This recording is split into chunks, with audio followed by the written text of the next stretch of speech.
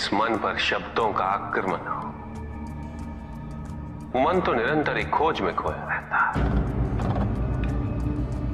कभी शास्त्रों में, कभी पर्वतों पर, कभी समुद्र के किनारे, तो कभी तीर्थ स्थलों पर, कभी मंदिरों में, कभी वन में।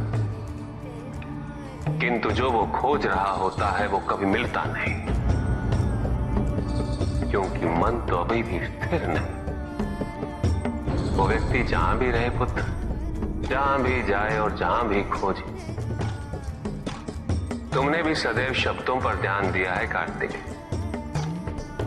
भले ही वो मेरे शब्द हो या किसी और की। तुम्हारी प्रतिक्रिया तो उन शब्दों पर ही आती, और जो मन केवल शब्दों को सुनता है वो उसके निहित अर्थ से स्वयं वंचित रह जाता। शब्दों की सत्यता को समझने के लिए, उनकी अनुभूति के लिए मन में शांति के साथ साथ रिक्तता भी अनिवार्य है, शून्यता भी अनिवार्य है। मन में इतना स्थान होना चाहिए पुत्र कि वो शब्दों के परे पहुंचने की यात्रा कर सके।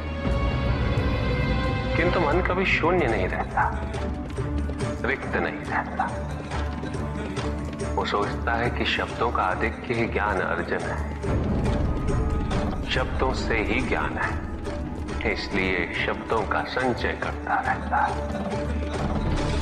मन ये नहीं जानता कि परम ज्ञान तो शब्द अतीत है, एक अनुभूति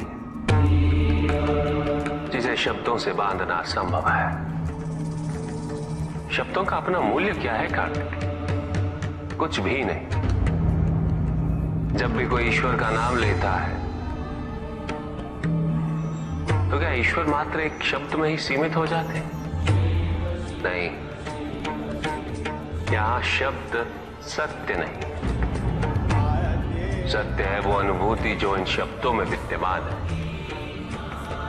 यदि शब्द ही सत्य होते तो मात्र भोजन कह देने से व्यक्ति की क्षुधा शांत हो जाती।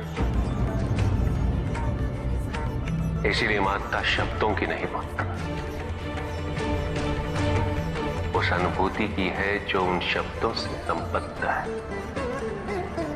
यदि शब्द नहीं भी होते तो वे ईश्वर अवश्य होते। यदि शब्द नहीं भी होते तो सुख और दुख की अनुभूति अवश्य होती, जल की शीतलता की अनुभूति होती, सूर्य की ऊष्मा और चंद्र की शीतलता की अनुभूति होती, प्रेम की अनुभूति होती। किंतु यदि अनुभूतियां ना हो तो शब्द निरर्थक है। शब्दों से तृप्त हो जाना ज्ञान का अंत है, अज्ञानता का प्रारंभ है। ज्ञानी वही है जिसके पास अनुभूतियां, अनुभव हो, और उसके लिए मन को शांत व रिक्त तो करना ही पड़ेगा पुत्र।